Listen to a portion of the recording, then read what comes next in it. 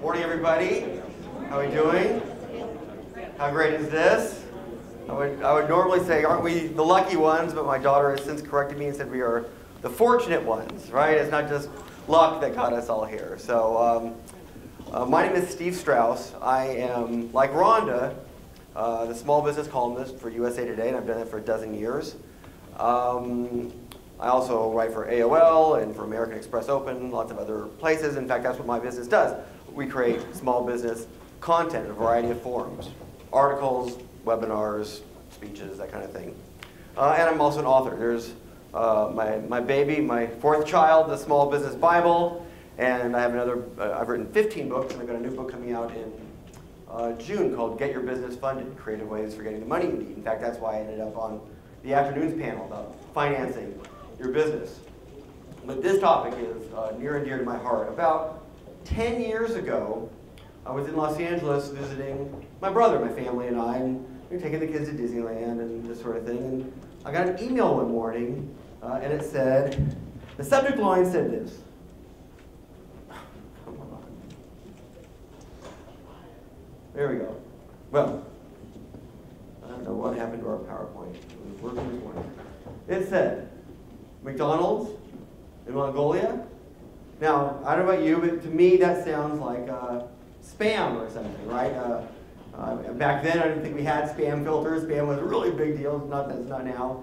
What the heck is this? It's a very juxtaposing idea. It is, in fact, that. Yeah, now it's working. There, right? It's a very strange concept. Well, I did in fact open an email, and it turned out it was an email from the State Department. And they were looking for a small business expert and speaker to go to Mongolia, to Ulaanbaatar, and talk about franchising, right? That was the McDonald's part in the email. They had read, and apparently they had read something I had written online, found it. I had written some franchising articles. I'm a lawyer, although I am a recovering attorney. I have since come to my senses.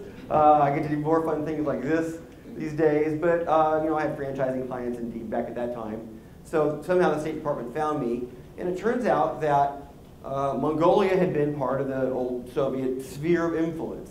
And when the Soviet Union fell in, was it 91 or so, Mongolia became a free and independent country, and almost overnight it became democratic and it became capitalist. And in the ensuing 10 years, from 91 to 2001, when I got this email, 10 or 15 companies had actually made a lot of money, and they wanted to bring some franchises to Mongolia. At the time, it was one of the very few countries in the world that had no franchises. Stop! Don't do it! But, so the question was, do I want to go to Mongolia and talk about franchising? Wow, what an incredible opportunity. So, of course, I said yes.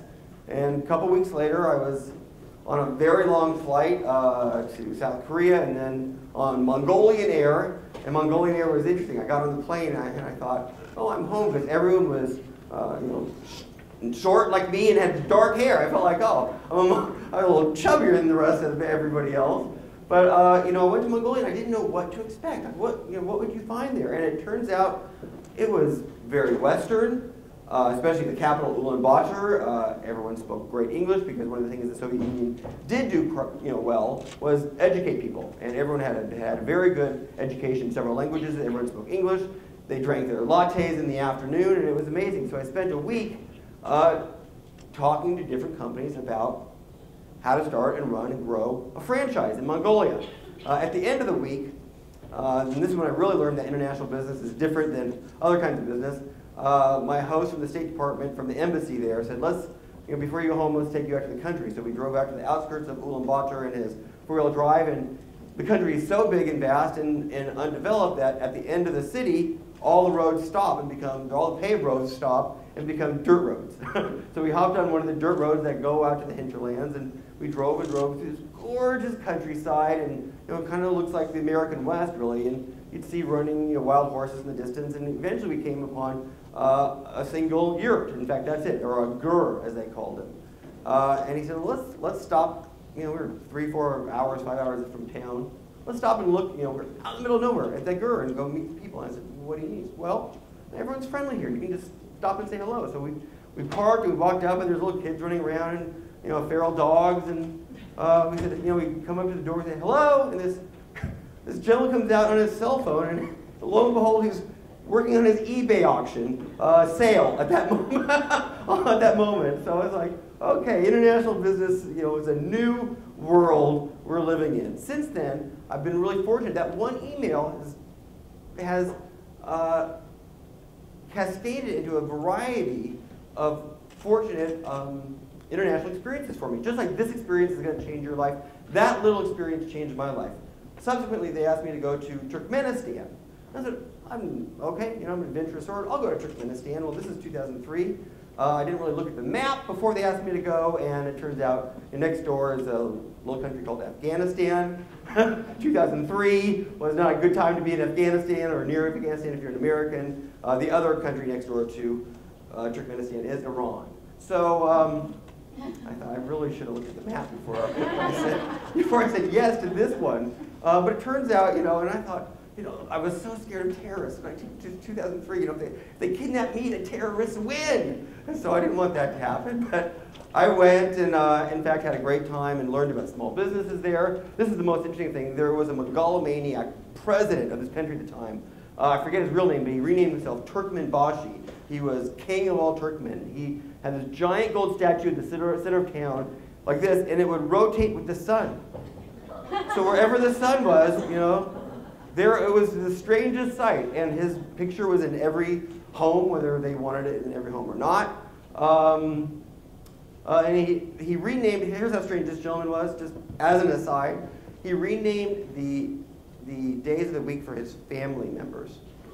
It was really, really a scary country, actually.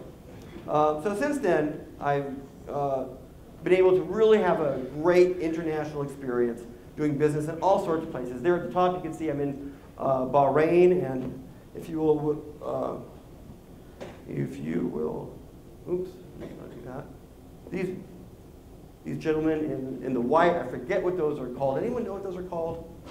I forget what the caftans. Well, I'll tell you a little story about them in a second. There I am in Bahrain. You can see here in Mongolia, I really did like my Mongolian beef a little too much at that time. And then since I've become a member of a group of the World Entrepreneurship Forum, and we meet every year and bring in entrepreneurs from all over the planet to meet and share and discuss ideas.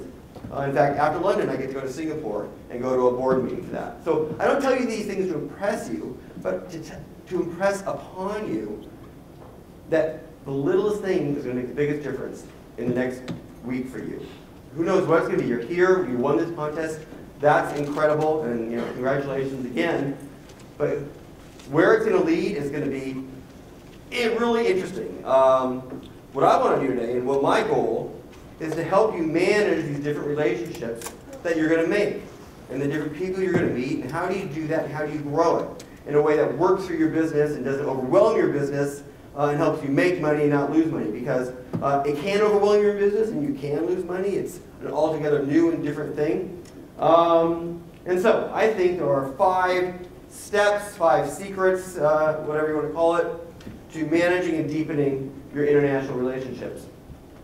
The first is preparation. Second, of course, appreciating cultural differences. Third, what we always think about these days is technology and using technology. Fourth is managing risk. And 5 is keeping it personal, keeping it face-to-face.